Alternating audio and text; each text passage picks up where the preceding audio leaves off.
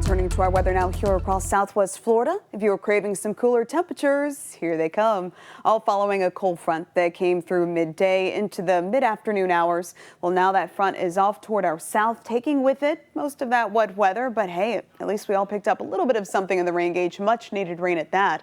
And now that cooler air is starting to build in. Currently, we are 6 degrees cooler in Marco Island, Golden Gate, and Naples compared to this time last evening. Currently 5 degrees cooler in Arcadia as well as Palmdale. So putting some numbers to that, we're already down to 73 in Arcadia as well as LaBelle. Now 75 coming in for Palmdale, currently 74 there for our friends in Naples. Marco Island, one of our cooler spots at 72, but Sanibel is where we're currently at 71 degrees. Let's take you live now. Let's head up to Port Charlotte where those temperatures are sitting in the lower 70s as well.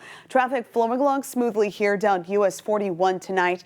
I know we've also seen some rough conditions for those inland waterways, and we're still going to be a little gusty overnight. The cloud cover that's going to linger with us as well. So as you're out and about this evening, 75 at 7 o'clock with overcast skies.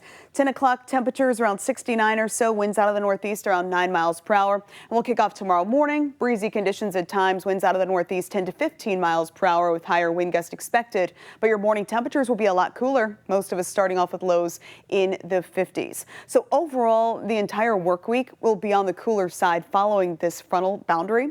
We'll have lows in the 50s, highs in the 70s Monday through Friday. Now, I was talking about those gusty winds today. That did kick up some hazardous boating conditions tomorrow morning, especially that's when we'll see that potential. Boaters are advised to exercise caution, but the afternoon winds will start to taper off a bit, so they should be much improved.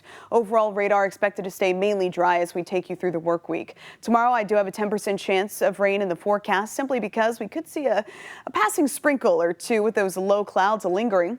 Same story for this evening, staying nearly overcast as we head through the rest of tonight into tomorrow morning. And our model here is honing in on that potential because of those low clouds that are just going to be hanging out. It's kind of like wringing out a washcloth.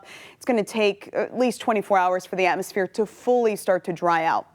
So that's why I expect tomorrow will bring us the opportunity for a passing sprinkle or two. But aside from an extra 100th or two in the rain gauge, we are not expecting healthy soaking rain. Certainly nothing like what we experienced overnight and early this morning.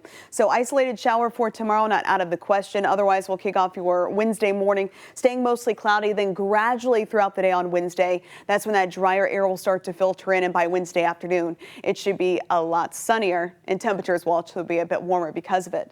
For tomorrow morning, we'll start off around 53 in Arcadia, 55 for Punta Gorda and Port Charlotte. Morning temperatures in Fort Myers and Naples starting off around 60 degrees. Little cooler farther inland from Immokalee to LaBelle starting off around 57 degrees. So as for those afternoon temperatures, upper 60s, lower 70s for Port Charlotte, Arcadia, and Palmdale. 73 are forecast high for Lehigh and Fort Myers. 74 for Naples. So all of us tomorrow afternoon running below normal. And for Fort Myers, for example, that's 5 degrees below average. So we'll definitely be feeling the effects following this particular front.